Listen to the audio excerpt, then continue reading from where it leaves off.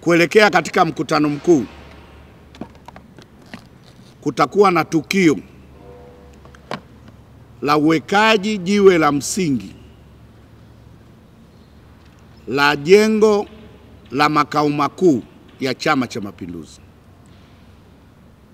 Tukio hilo litafanyika tarehe 28, siku hiyo ambayo kutakuwa na halmashauri kuu ya taifa.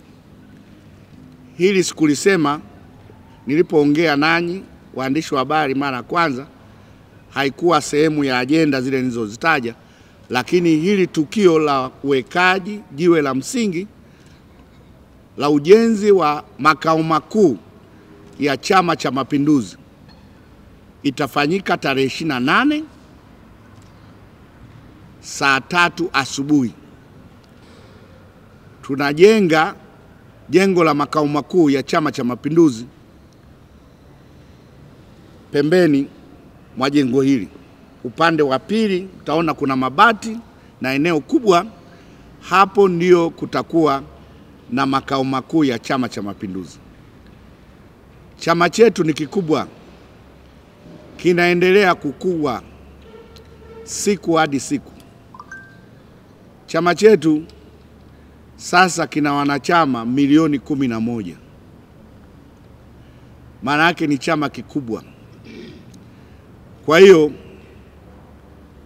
ili tuwe na uwezo wa kuhudumia vizuri shughuli za chama chetu, tumeona sasa pale pamekuwa padogo, sasa tuwe na makao makuu eneo kubwa. Hilo jengo litakuwa na facility zote zenye hadhi ya chama kikubwa cha siasa. CCM ni chama kikubwa namba 1 Tanzania. Ni chama kikubwa pia Afrika.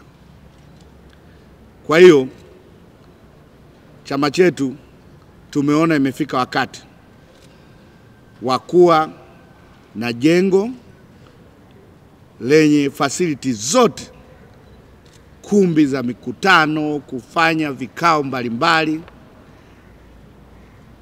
parking ya magari. Kwa hiyo chama hiki ni kimbilio. Wananchi wanakuja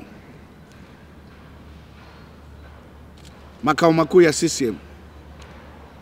Kwa hiyo mmeona pale parking bado sio kubwa. Kwa hiyo huku tutajimwaga. Hata unapohudumia wananchi, basi kuna sehemu kubwa ya kuweza kuwahudumia wananchi. Kwa hiyo tutakuwa na jengo la kisasa.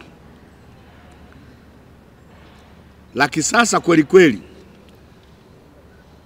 kuthibitisha kwamba Chama cha Mapinduzi ni chama kikubwa.